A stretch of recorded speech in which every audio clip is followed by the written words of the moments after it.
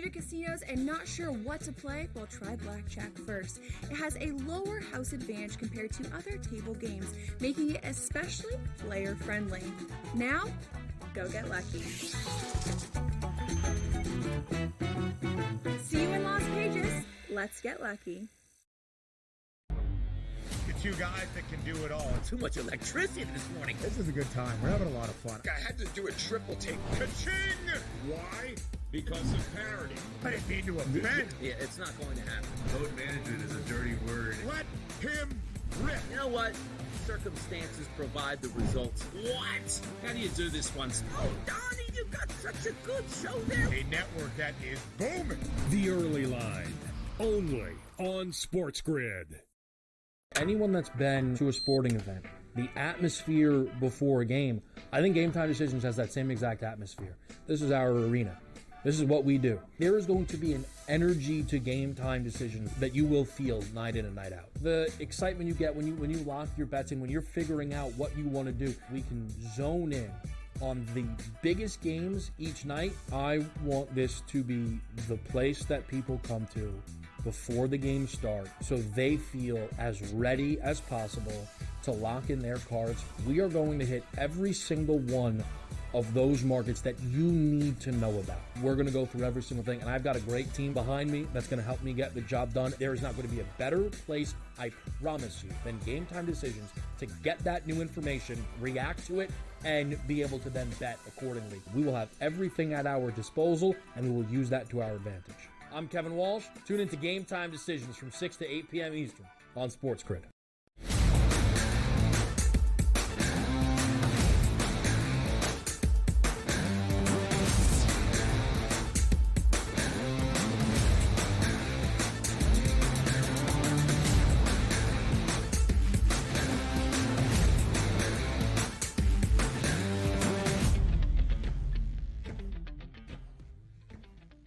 Hour number 3, we're going to get back to the basketball here. 2 hours down, 1 hour to go. Donnie right side, Mark Zino, and away we go into the fun of Major League Baseball. We have such a big day tomorrow. I don't think the people understand that just yet, because I called Detox Monday this week like, man, Thursday, Friday, Saturday, Sunday, all college basketball, all you can eat buffet. And then you say, well, what do we have on Monday? We got the CBI, the NIT, maybe a little NBA action. You're still waiting on Tuesday. Wednesday, the anticipation still builds like it is today. And then you get to tomorrow where, Mark, you got afternoon baseball and then the Sweet 16 at night. And I love that Sweet 16 card. I think it's one of the best lineup of games that I've seen in a long, long time. So there is no shortage of fun for the people out there to get ready for tomorrow. Yeah, I still argue that it's not a good idea for baseball to start their season on the same day as the Sweet 16. But afternoon, though. We got afternoons. Love it. Love it. Again, not everybody has the fortunate ability to they do take the whole day off and the whole night off to be able to invest in the sports. You had 3 open days where there was nothing going on that everybody would have loved to have watched some baseball on, and you decided the Sweet 16 was the good day to do it. Rob Manfred, you are a very perplexing little man, and I don't understand you. That said, tomorrow should be a lot of fun. Should be a lot of fun. A lot of people don't take the day off. We've been very dry for 3 days, so it's time to get back into it. Yeah. Like, I mean, you take a look at the public. Like, I like to always say, like, what's in our stratosphere here? Like, take a look at the SportsGrid network. Ben Stevens takes off all the time. Kevin Walsh takes off all the time. Joe Lisi hasn't been seen since the Super Bowl at this point. There are plenty of times that you can take days off here to get back into work and have some fun tomorrow. But let me ask you this question, too, because we're going to get into the topic here with Fade the Public.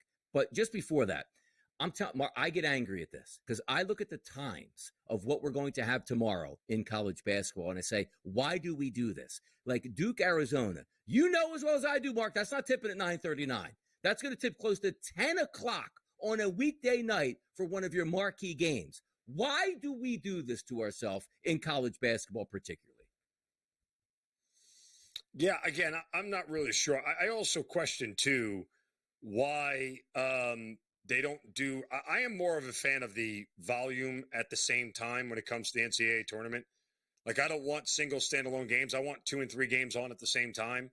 That's what I would do. I'd start them at 7, 8, and 9 in a row.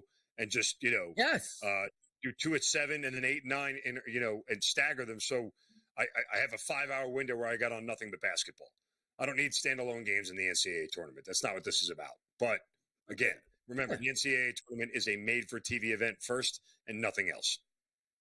But 10:09 again. The Arkansas Texas Tech game Eastern is not going to start at 10:09. They always get bumped back. Like, you have 4 games to play, and I agree. Like, yes, maybe you don't want to start at 3 in the afternoon per se, which again, Thursday and Friday, they do that anyway. But as you get into more of the primetime games and the bigger teams get into it, why can't we have a 5 o'clock, a 6:30, a 7:30, an 8:30, and say we're going to roll those all the way through because everybody would do that anyway and watch? I just don't understand where you're cutting off half of the country to watch your best product. It never makes sense. Like, if we did the NFL playoffs this way, Mark, right? Hey, you know what? On a Sunday, we're not going to play them in the afternoon. Late game's going to kick off at 10:30 p.m. at night. We would never do that, but we do it for college basketball. It makes absolutely no sense to me. Now, let's hear from the public here. Let's have some fun. Go ahead. Real quick, some of that, too, is the fact that they play things regionally. You can't start the game on the West Coast at 4 p.m. in the afternoon. You just can't. But they are, though, aren't they? The Chase Center has a game out there, which, again, would be what? 4 o'clock, 4:30? What's Maryland, Florida? Isn't that like 4:30 out there? The Chase, yeah. They are on Thursday. The first one is at 7:39, 4 o'clock. Yeah. Okay. Yeah. I mean, so, but again, you can't start them both at that time. You're doing yourself a disservice. You can only do one. I agree with you with the premise that a 10 o'clock start time on the East Coast is silly. But, I'm not sure at this point in time why, when we talk about the West, we really have to actually put things all the way out West. Like, the venue itself doesn't really matter. As you said, as we both said, this is a made-for-TV event. It should be centered around times on TV when people can watch it. Correct. Absolutely there. And also times that we can set tomorrow afternoon, Major League Baseball opening day. So we bring the people, Mark, into the tent during this time frame in hour number 3. It's Fade the Public. So the question at our SportsGrid account, at SportsGrid on X, is which team is the best bet to win the National League? Now, I also like to preface this by saying we do list the odds on this bet, which would be the Dodgers, the Braves, the Phillies, and other, if you have another team that you wanted to write into there. The Dodgers at a plus 135 price, the Braves at plus 550, the Phillies at 6-1, and then other, as Mark Zeno says, the Mets, Jordan Pensili says the Diamondbacks, Anthony says Arizona. If we keep scrolling it down, Jonesy, which is Monmouth Hoops, says, got to be kidding me. It's got a Paul Skeens picture, so I'm going to go Paul Skeens. Aaron says Arizona. Another Mets bet here with Mike. So a lot of people getting back to when this is one, but also it's not just a plus 100. You're getting the price points that they have set in. 51% of the votes came into the Dodgers, which included my vote, Mark. Which way did you vote in this poll? And also, do you agree with where the public's going? I mean, the Dodgers are the odds-on favorite for a reason, so everybody, yes, is going to back them. So I'm not surprised by the results of the poll. I picked other. I chose the Mets. I already have a future on the Mets to win the National League. For me, Soto is enough. After watching him for a full year in a Yankee uniform, I saw the impact firsthand of what he's capable of doing for a team, particularly in the postseason. The Mets don't have to win the division to win the NL. If they get in the playoffs, they have enough power to be able to make a run similar to what they did last year, and a rematch of last year's NLCS between the Mets and the Dodgers, this time with Juan Soto in hand, might be just enough to put them over the top. Yeah, it's again, baseball is great. The best part about Major League Baseball is the day-to-day poker grind that you have every single day, multiple games, weekend games, Friday games, 15 games playing back-to-back. So much fun, so many different opportunities, like a true NFL slate every single day of the week, which is what we love. And it gets started tomorrow on opening day. First game, first pitch. Mark's going to be involved in this one. That is the Milwaukee Brewers taking on the New York Yankees with superstar pitcher Carlos Rodon on the mound as a minus 144 favorite. Now, here's the best part about it. The FanDuel Sportsbook opened this line initially at minus 164 towards the Yanks. Now it's minus 144 here and dipping at this point. The Yanks, the excitement level for Mark Zeno on a Yankees opening day is the favorites to win the American League is what? I'm still tossing back and forth between hoping they lose 105 games and Aaron Boone gets fired and them actually being good. I don't know which one I want to happen because I don't think they're good enough to win a World Series. So why would I waste my time or investment? But, I would say this much. that Carlos Rodon at home last year was much better than Carlos Rodon on the road. And the Brewers were a high strikeout team. I might look to a Rodon K prop. Here's the biggest worry, that it's the opening start of the season. Not many of these starters are pitching past 5 innings. That's your real worry, right? If you get to 6, you're really lucky. You don't often see opening day starts anymore go 7 or 8 innings. It's their first start. We're going to bring them along slowly. You know, the first 3 or 4 starts of the year, they can't get more than 85, 90 pitches. You know how this whole logic goes, this flawed logic of baseball nowadays. So I look at it and I go, I think he should be able to get over this number, but I do worry a little bit about going over 5.5 Ks with a pitcher who might not pitch more than 6 innings. Yeah, bullpens getting beat down on opening day. Somebody's going to lose their money on a bullpen meltdown. It happens every single year right away. But by the way, it's pitcher on pitcher, Cy Young on Cy Young crime coming out this week. Because why? Tomorrow, you got Paul Skeens and Sandy Alcantara down in Miami to 6.5 total. But how about this game later in the day? 7:10 start. Detroit and Los Angeles. That's the Dodgers. Yeah. Skubal's on the mound. Maybe the best pitcher in baseball facing Snell. Snell's a minus 164 price currently at the FanDuel Sportsbook. The Detroit Tigers have high expectations this year. Maybe the best pitcher on the mound and still a prohibitive underdog to the Dodgers. Get used to it for the rest of the summer. The Dodgers as a favorite? Yes, that's going to happen. College basketball. Let's go, people. We'll be right back.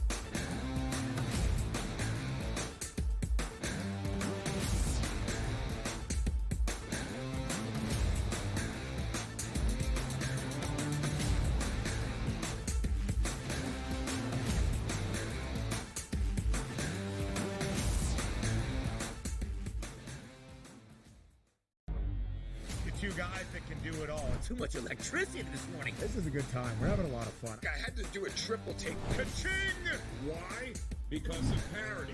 I didn't mean to offend. Yeah, it's not going to happen. Load management is a dirty word. Let him rip. You know what?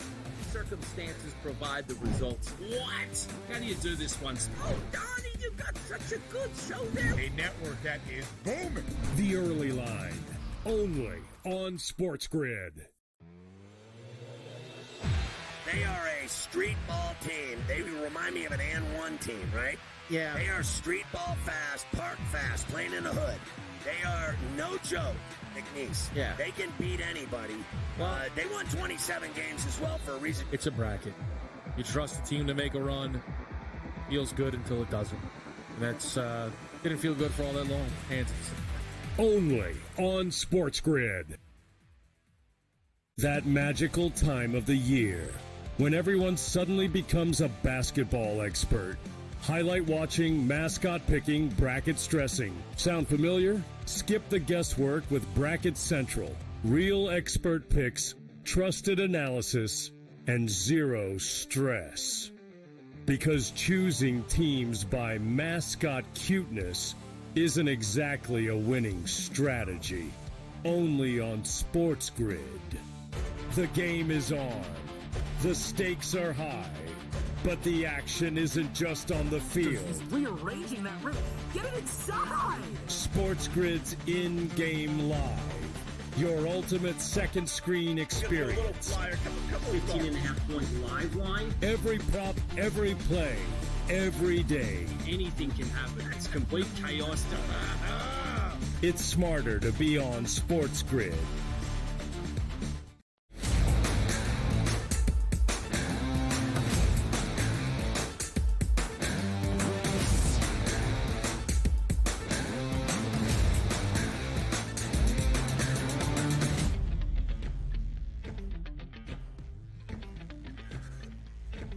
Rolling along in hour number 3. The fun never stops here. We got a little NBA talking. We got Major League Baseball in hour number 2. We talked some college basketball in hour number 1. Now it's time to fine-tune everything in college basketball in anticipation for tomorrow's Sweet 16. And then, of course, we know Saturday and Sunday, the Elite 8 and the SportsGrid Network has got you covered all the way through with live programming. The place to be is right here on the grid. So let's have some fun and get it started with the Crab 5 and the Florida Gators tomorrow. 7:39 Eastern start. It is a West Coast game. Played out the Chase Center in San Francisco. This line opened up as a Florida favorite at FanDuel here in New Jersey at -6 at a minus 6.5 at a -122 price. Today, even juice, minus 110, 6.5, but the total, a 153.5, has risen, Mark, to 156.5. So let's start with the numbers here, including that total. Do you agree with that bump into the mid 150s, neutral court, East Coast teams playing on the West Coast?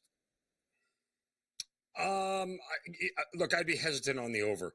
These are two very good defensive teams. Maryland's very good at defending the 3-point line. And, remember that Florida-UConn game was very, very misleading in the fact that it went over, right? Not only did it require a last-second buzzer beater, but it was also a game that was 55-54 with 6.5 left, right? So do the math. They scored 40 points, over 40 points in the final 6 minutes of that game, right? Like, that's not normal scoring. It's not something that like, through the first 30 minutes of that game, it was trending under all the way.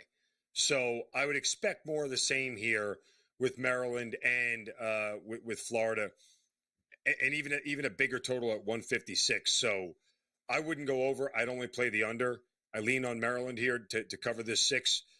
Florida seems to be the one team that people are doubting the most as a 1 seed. I have them winning it all, but a lot of sharp people I've talked to all really believe that Florida might be the first 1 seed to fall.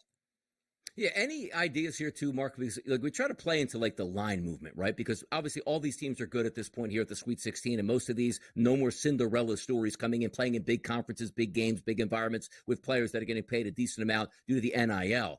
What do you think of that 6.5 line at this point now? Because it is a neutral court. It's not like Florida's at home. Does it appear like that line is a little bit short, or do you lean more dogs? Even though dogs weren't all that fantastic in rounds 1 and 2, just to say the least. Is it more of a dog where two good teams are meeting up, you just take the points, or no at that point? I mean, yeah, again, some of this is about Florida against UConn. Maryland would be a 4 or 5 point favorite against UConn on a neutral court, right? So I understand necessarily the line of UConn being an 8 or 9 point favorite against, or 8 or 9 point underdog rather, against Florida, but look how close they came to actually winning the game outright. So again, Maryland feels like the right side, and dogs seem to, for all the favorites that won in the first 2 rounds, you have to feel like dogs are going to start to pull off some of these, quote, upsets here. They're not really upsets because these are all top 4 seeds. So the gap is pretty close, but nonetheless, you start to feel like the dogs will start to be on the right side now. Yeah, it's interesting to see how it's going to play out. And again, neutral court environments. It's not as if you're going to an away team in Georgia where you're playing still on the East Coast, or you're, going over to Mississippi or Alabama to play. You're out of the West Coast here. So we'll see if the fan bases travel, who has the advantage with the fan base in the stands, and also a little bit earlier start. What's up? I'll add one more thing here. Yeah. If you look at Maryland, when Maryland played earlier this year, and I just want to double check this here, the only time this year they had back-to-back losses, in case you were wondering, was when they traveled out to the Pacific Northwest and lost to a bad Washington team and it wasn't a bad Oregon team. Then it was a questionable Oregon team, but Washington knew it was bad. But they lost back-to-back games out in the Pacific Northwest. They're on the West Coast again. It's not a place that Maryland travels often. That's the other part of this that really scares me. The way they won against Colorado State, the buzzer beater, does that give a bump in your book, or insignificant at this point?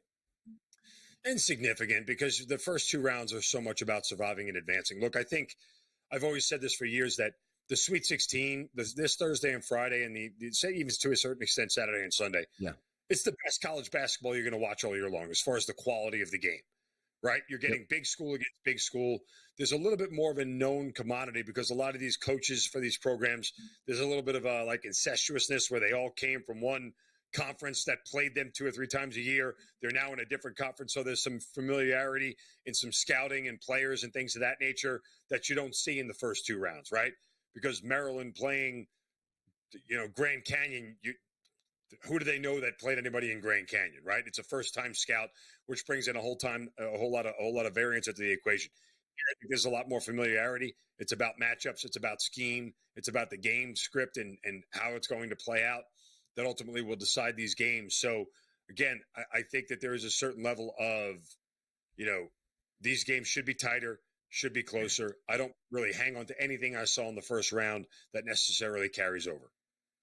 Arkansas and Texas Tech going to be game number 2 out on the West Coast at 10:09 Eastern. By the way, all 4 games at the FanDuel Sportsbook on Thursday, opening numbers on totals have all risen, which includes this game. 146.5, the opening number in New Jersey, up to 148.5 now. The line has stayed the same. Opening number 5.5 still sits 5.5.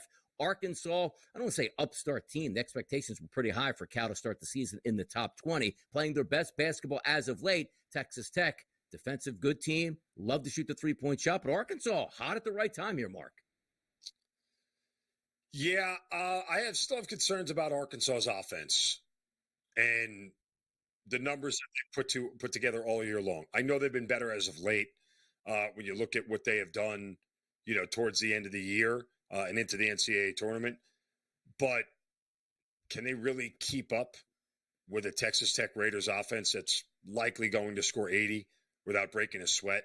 The reason they didn't score 80 against Drake is because they didn't have to.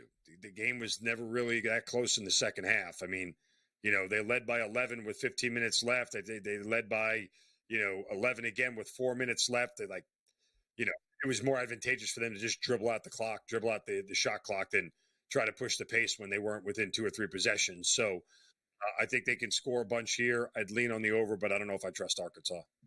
Happy Sweet 16 gets underway starting tomorrow. In the next segment, we're going to go over Arizona and Duke and also BYU and Alabama. More fun on a Wednesday right here on the early line.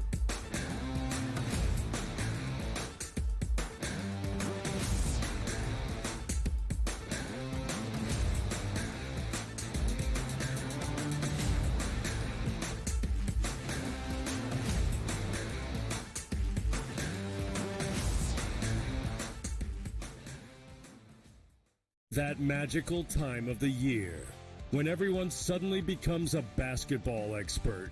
Highlight watching, mascot picking, bracket stressing. Sound familiar? Skip the guesswork with Bracket Central. Real expert picks, trusted analysis, and zero stress. Because choosing teams by mascot cuteness isn't exactly a winning strategy. Only on SportsGrid.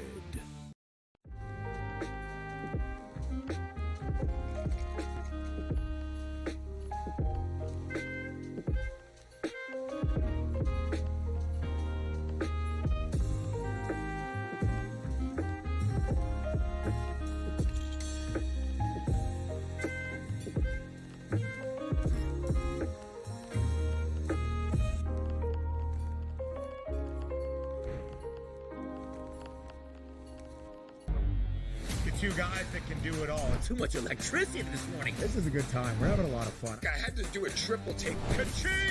Why? Because of parity. I didn't mean to offend. Yeah, it's not going to happen. Load management is a dirty word. Let him rip. You know what? Circumstances provide the results. What? How do you do this one? Oh, Donnie, you've got such a good show there. A network that is booming. The Early Line, only on SportsGrid. It's made every match so much more enjoyable to watch because you don't get the stinkers, right? Right. It goes back to these guys being smart. They figured out that if I've got the hammer in my back pocket and I don't relinquish it, we can just play them straight up and win. They figured that out. So it's like, all right, now credit to the people at TGL. Like, no, we need to fix this because the hammer can change the match. And since we fixed it, you're not out of it. The Smiley Show, only on SportsGrid.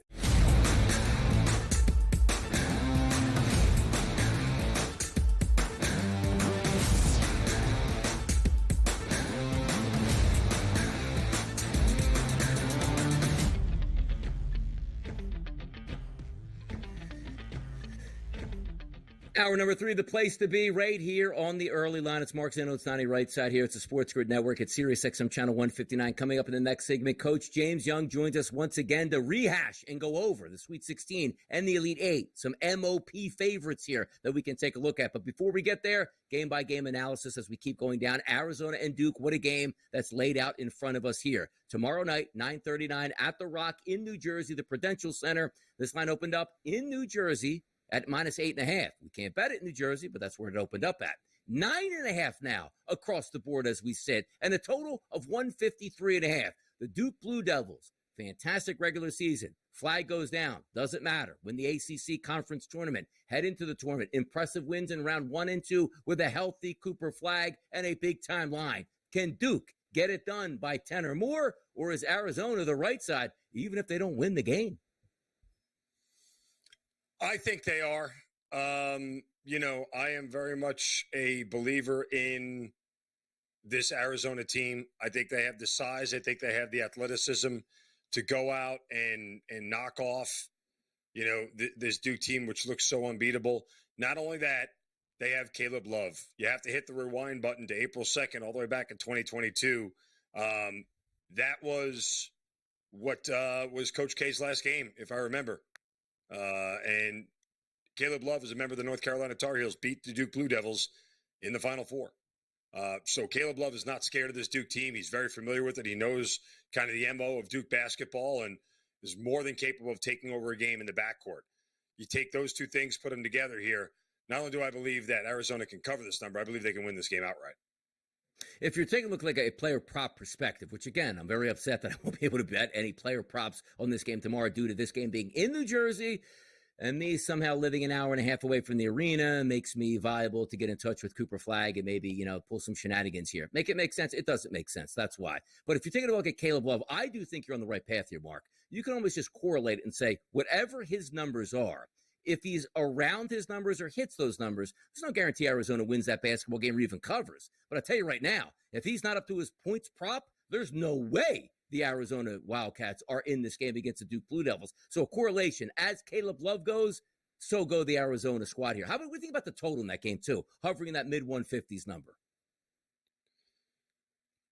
Feels maybe a little low. But again, you have to respect both of these teams' defenses, right? Ultimately, this will boil down to, how much can Duke contain, or how much rather can Arizona contain Caleb Love? I'm not Caleb. My God, my hamster fell off the wheel. How much can Arizona contain Cooper Flag inside here? And how much can they contain him from going off? And not only that, how much can they stop Duke's three-point shooting?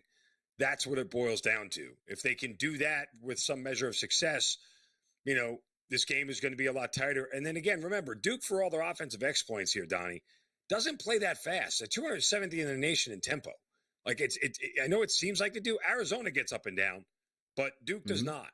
They're just super efficient with the basketball, and they don't turn it over all that much. So I think it's going to be very telling how much Arizona's defense could really clamp down on Duke. I think it's correlated to Arizona and the under, Duke and the over, because if Duke is scoring a ton, Arizona's going to be forced to play with pace to keep up. Defense is the difference, usually in these type of environments as you try to advance in college basketball in March Madness. BYU, Alabama, could it be defense the difference? The better defense is Alabama. The slightly better offense is Alabama, but both of these teams, according to KenPom.com, in the top 10 in offensive efficiency. Love the three-point shots. One team defends the three-point line really well. That's Alabama. BYU doesn't so much at this point. If we take a look at the odds for this game, which again will take place in New Jersey, shed a tear for your boy DRS. Won't be able to bet these games either on the FanDuel Sportsbook. Having said that, you look at the line here, 4.5 at the opening number, now up to 5.5 as a favorite for Alabama, 173.5 up to 175.5. Mark, some thoughts here on BYU, Alabama from New Jersey. Here's the way I want to play this game, to be honest with you. The team that I think is going to lose, I'm just going to take their team total under.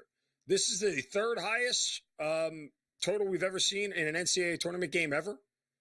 And from that standpoint, I would play the under because it's just really hard to find a spot where, everything has to go right for this thing to go over. BYU to score less than 85. Bama 95, BYU 80. Still keeps us under, or still gets us over, rather, and stays under BYU's team total. There you go. We'll line it up. The coach joins us next. So we're going to talk Giants team total, college basketball. You never know, people. That's why you got to stick around the early line. Coming back next.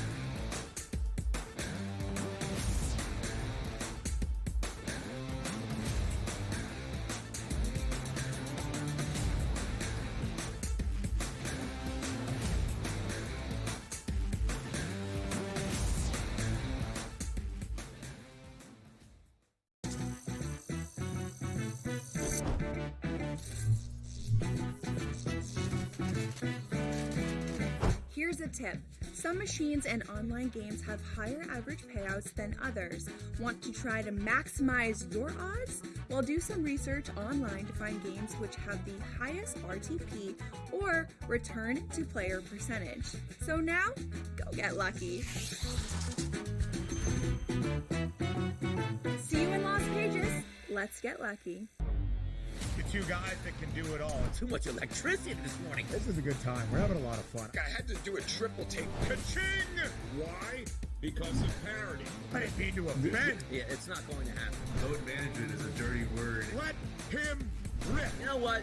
Circumstances provide the results. What? How do you do this one? Oh, Donnie, you got such a good show there. A network that is booming.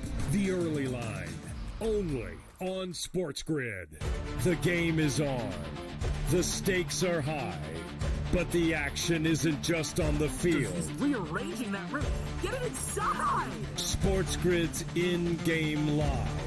Your ultimate second screen experience. 15.5-point live line. Every prop, every play, every day. Anything can happen. It's complete chaos. It's smarter to be on SportsGrid.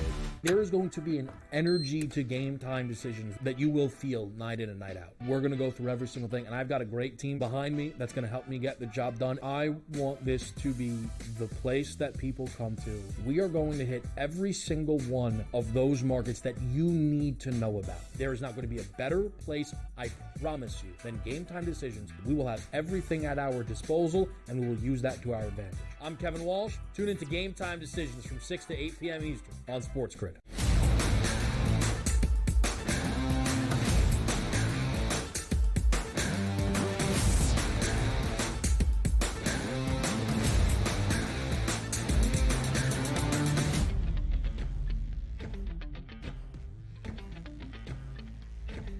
Right back out of here, having some fun, talking about the NCAA College Tournament. Coach James Young will join us in a few moments. I got intel that I believe he's placing a team total wager right now on the Giants, but will be available in just a few more moments here. But it's Mark Zeno, it's Donnie Rightside. We're having fun. We're talking all sorts of things, which includes the Final Four most outstanding player. No idea why we just can't call it the MVP. And also, who has an outstanding player that's just the Final Four and not the length of the tournament to try to get into it? Now, we understand there is a Super Bowl MVP, which is just that game, which, again, it's Final Four. It's not just final. But Cooper Flagg at the FanDuel Sportsbook right now, Mark, a plus 260 price to win MOP.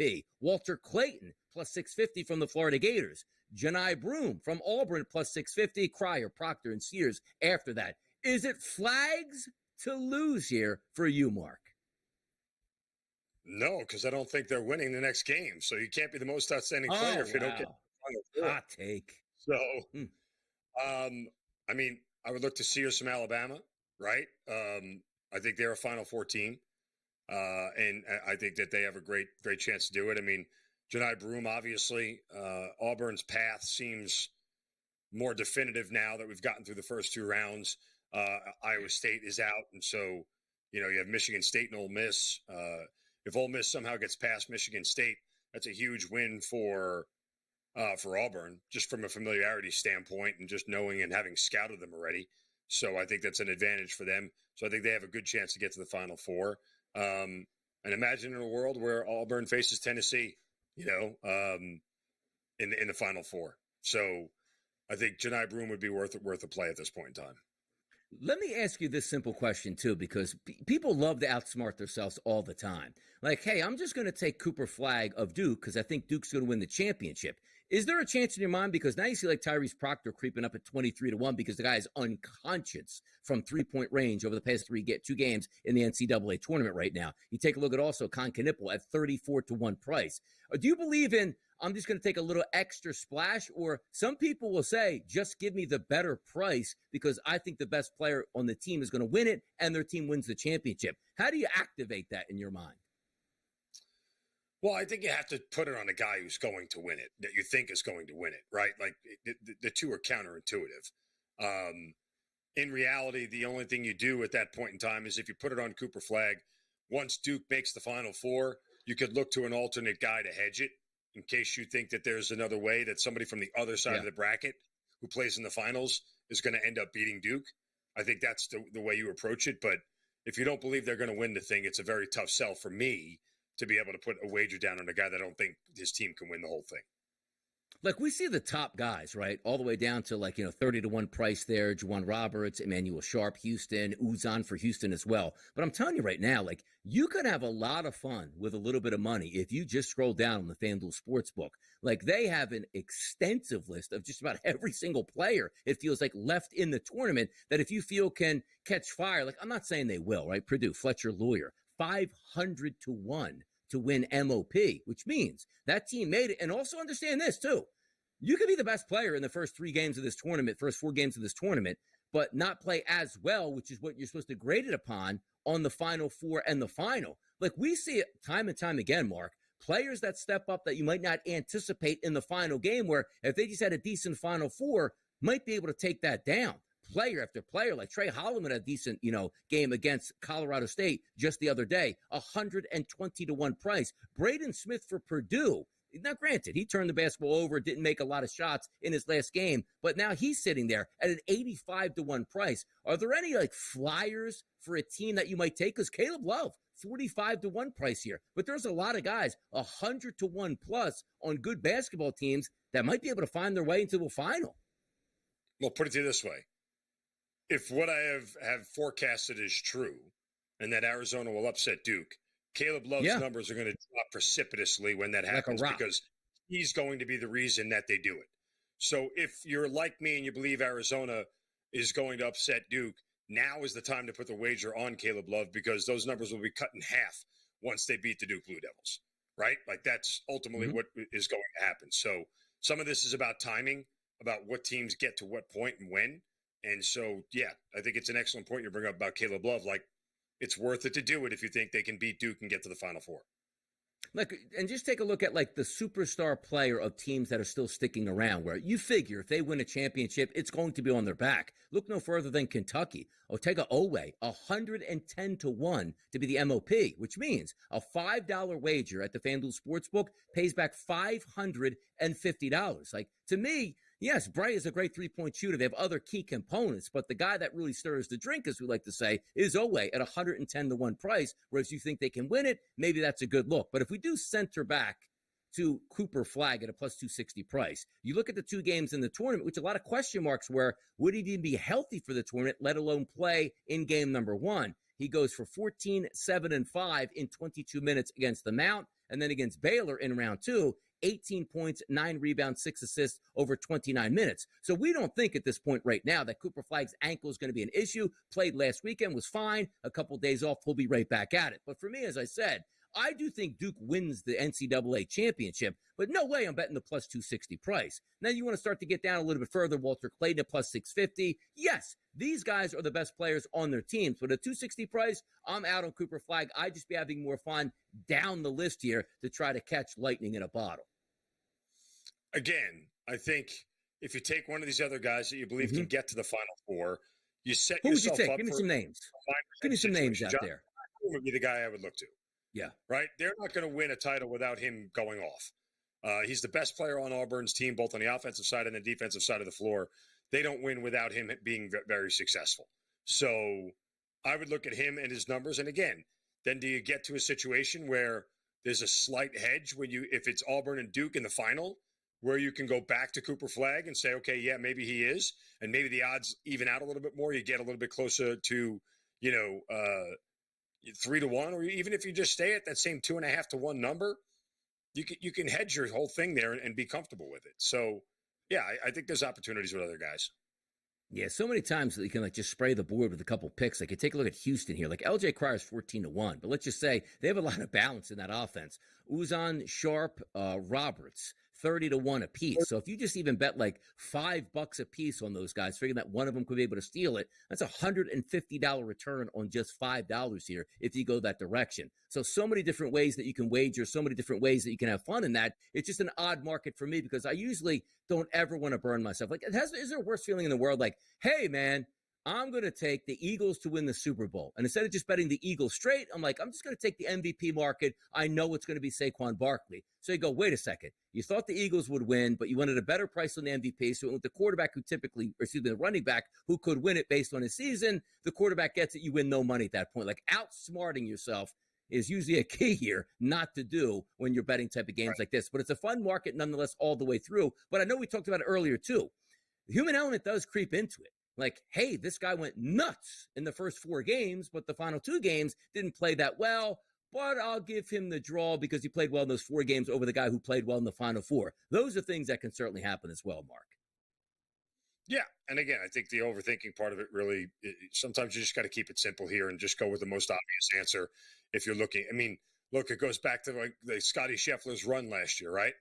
Didn't matter what number it is. If you just kept betting him, you just kept winning. Like, why fight it at this point in time? What the logic to betting Cooper Flag is why fight it? They may be the best team. He is definitively the best player, and prohibitive number 1 overall pick in the NBA. Yeah, there's reason to back him and just take the ticket and win and get out of there.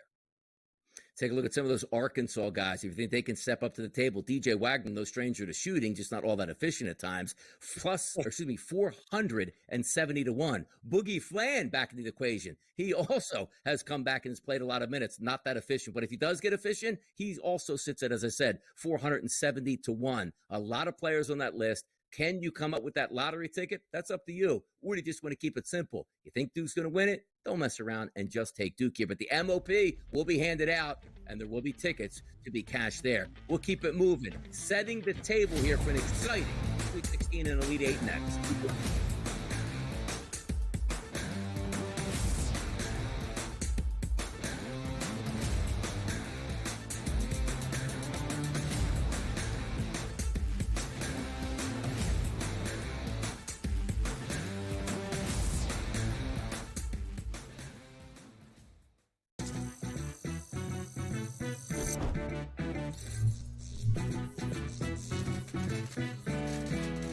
Here's a tip. Some machines and online games have higher average payouts than others. Want to try to maximize your odds? Well, do some research online to find games which have the highest RTP or return to player percentage. So now, go get lucky. See you in Las Vegas. Let's get lucky. The 2 guys that can do it all. Too much electricity this morning. This is a good time. We're having a lot of fun. I had to do a triple take. Ka-ching! Why? Because of parity. I didn't mean to offend. Yeah, it's not going to happen. Load management is a dirty word. Let him rip. You know what? Circumstances provide the results. What? How do you do this one? Oh, Donnie, you got such a good show there. A network that is booming. The Early Line, only on SportsGrid. The game is on. The stakes are high. But the action isn't just on the field. He's rearranging that roof. Get it inside! SportsGrid's in-game live. Your ultimate second screen experience. 15.5 point live line. Every prop, every play, every day. Anything can happen. It's complete chaos. It's smarter to be on SportsGrid. There is going to be an energy to game time decisions that you will feel night in and night out. We're going to go through every single thing, and I've got a great team behind me that's going to help me get the job done. I want this to be the place that people come to. We are going to hit every single one of those markets that you need to know about. There is not going to be a better place, I promise you, than Game Time Decisions. We will have everything at our disposal, and we will use that to our advantage. I'm Kevin Walsh. Tune into Game Time Decisions from 6 to 8 p.m. Eastern on SportsGrid.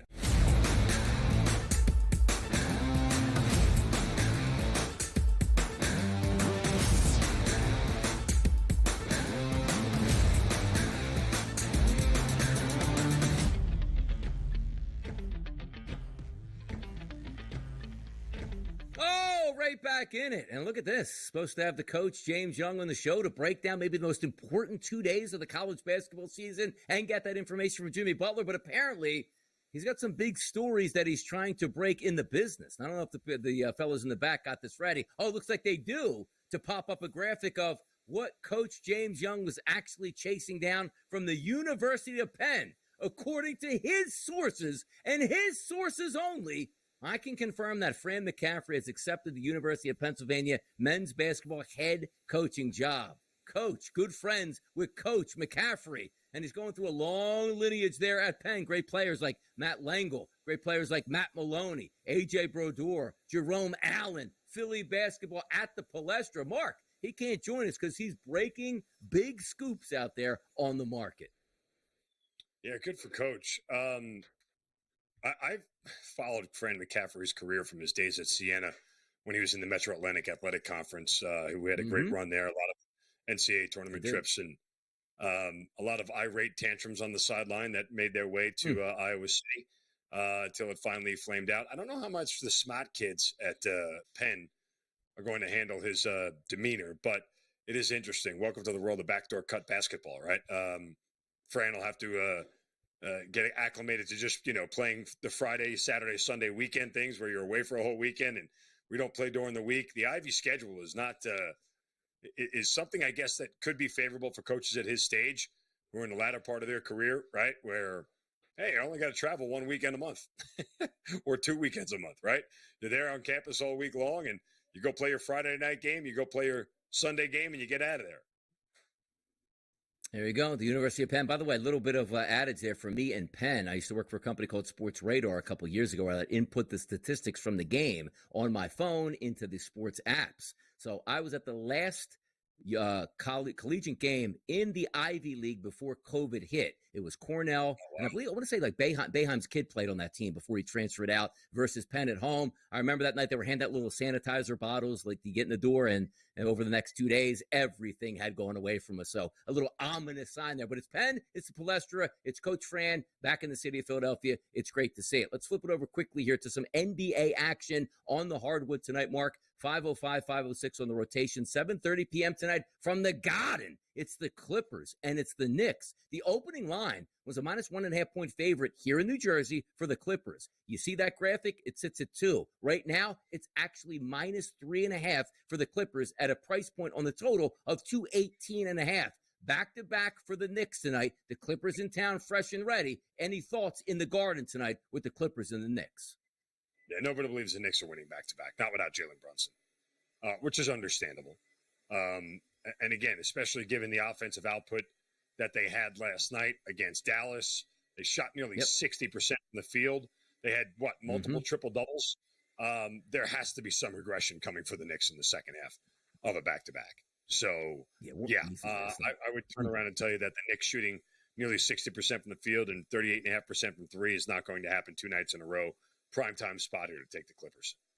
There you go. Clips in town. James Harden and the boys. Kawhi Leonard getting it out there. My guy, Norm Powell, Big Will, as we like to call him on the show. We'll see if they show out tonight. I got a question for you because it's a game that not too many people are going to pay attention to, but I want your input on this, Mark.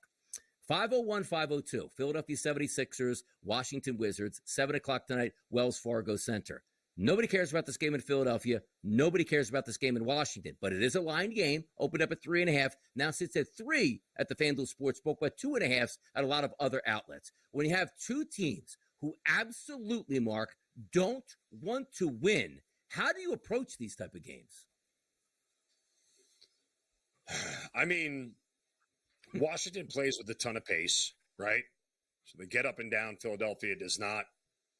As a dog, I don't mind taking the pace team, right? Just because they're getting points. And they should, in theory, continue to push and continue to try to score. I don't know that this game necessarily matters in the ping pong ball world, but to your point, I don't think either one of these teams are excited about trying to win a basketball game at this point in time. The Wizards have a little bit more room to play with in terms of their ping pong ball standings because, again, they only have 15 wins, which is the fewest in the NBA. The Sixers might want to lose this thing more just because there is 1, 2, 3, 4 teams in front of them who have fewer wins. So, I would probably lean Washington here. And maybe an under. I mean, but neither one of these teams actually play defense. So I don't know what to do in reference to the total. Yeah, like the last week and a half in basketball, and this is going to prove true in the NBA over the final couple weeks of the season, roughly, let's just call it 10 games are left. I don't think I'm any better than 500 at this point. Like games that you try to handicap in the morning, the way they play out at night, so far indifferent because, again, these games are all going to be lined. Like the Sixers, I just think they're home, so they probably have the advantage. They haven't won in a while, but two active tanking teams playing each other, you have to set a line somewhere, and it is roughly a pick 'em. It's just interesting to see where this line is going to fall tonight and who's going to win. Other games like the Boston Celtics a little bit later tonight, 10 o'clock out west, taking on the Phoenix Suns. You look at that line as a -4.5. Tatum's probably not going to play in this game with the ankle injury, but at the same time, Boston probably realizes they're not going to catch the Cleveland Cavaliers, but also then the Phoenix Suns on the other side, still trying to make the playoffs. There's so many added things in just the X's and O's, Mark, at this time of the year, which really makes the NBA so tough to bet late in the season. Yeah, again, and you just start to look around at the landscape of who's motivated to do what. And again, even with the Clippers tonight, who are on the 7 line in the West, they should be motivated enough to go grab a win because it means something to them. As I mentioned with the Knicks, the 3 or the 4 seed necessarily doesn't matter to them, but they have a 3-game lead, and they should be good enough to hang on to the 3 seed. So I just don't know that there's much of a reason for them to go over the top, especially without their star. Yeah, tough scene here tonight. We got 6 total games. And by the way, coming up in the next segment, this is the time I like to dip out on this show because I got to get the radio money line because, again, it's a solo mission for your boy DRS holding it down over there. But Mark Zinno is going to get the spotlight himself. And I'm hearing in my ear right now, if he does a really good job, we'll have him back more often here on the network. So, Mark, no pressure in this situation. I'm cheering for you. I'll be listening, and he's going to take you home on the early line on a Wednesday. Get it, Mark! Get it, baby!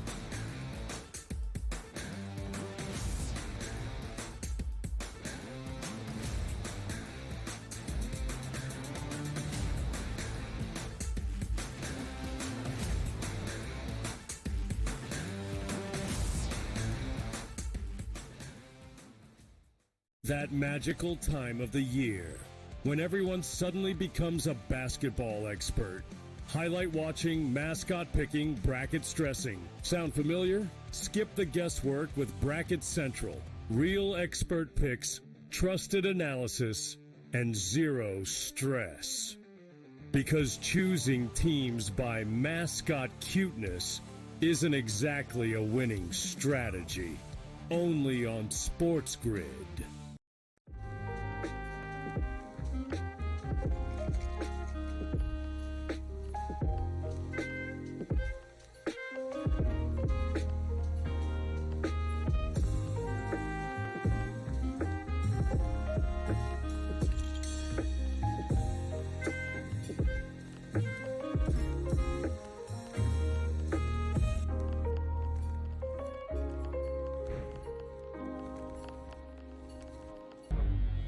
Two guys that can do it all. Too much electricity this morning. This is a good time. We're having a lot of fun. I had to do a triple take. Ka-ching!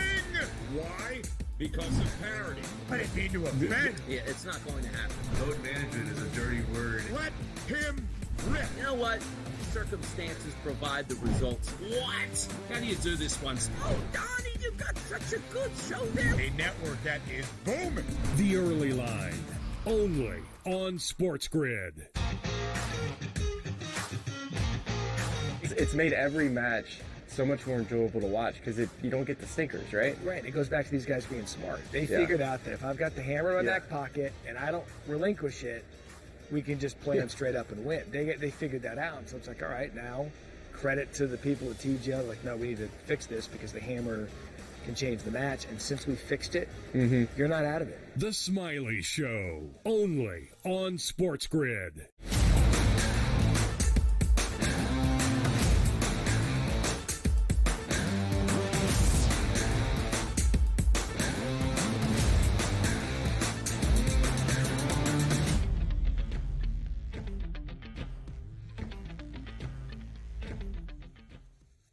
Welcome back to the Early Line here on SportsGrid, SportsGrid TV, YouTube Sirius XM Channel 157. Mark Zinno wrapping things up here on the Early Line as we get through this Wednesday, just one day away from the start of Major League Baseball and the Sweet 16 in the NCAA Tournament. Of course, a full slate of games tonight in the NBA, and we'll continue to break those down as we finish up here. We talked already about Washington and Philadelphia.